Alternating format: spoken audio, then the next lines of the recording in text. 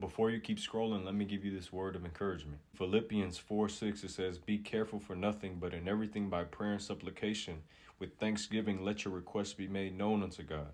And the peace of God, which passeth all understanding, shall keep your hearts and minds through Christ Jesus." So God says, with an attitude of gratitude, come to me, ask me for what you need, and I'll give you the peace that transcends all understanding. It's proven that people who have faith in God, they're happier, they prosper more, and they overall have more hope in their lives.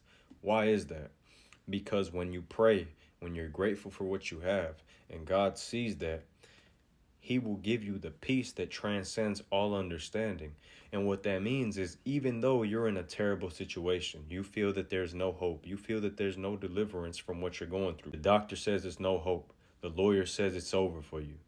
God says, wait on me, because I'm going to take care of your problem, because you came to me with gratitude and by praying and with thanksgiving in your heart.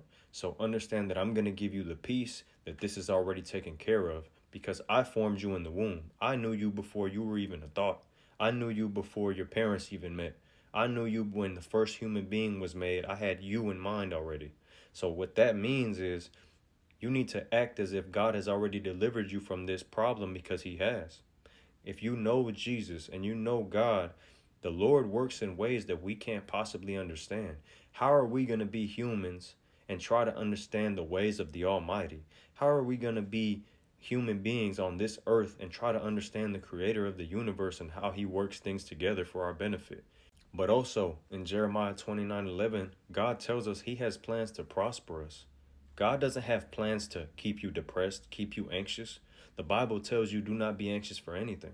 Do not be anxious about anything, because I'm Jesus. I'm God. I got your back, and I've already taken care of everything. Stop letting your thoughts trick you, because God tells you something and then your thoughts tell you something else. Who are you going to believe? Understand that in the Bible it says, by your faith, it is done to you. So if you have faith that everything is going to work itself out, it will. But if you have this doubt, if you have these intrusive thoughts that tell you nothing's going to work out, this is the end, you're going to die, nothing is ever going to be good again in your life, it is done to you according to your what? To your faith.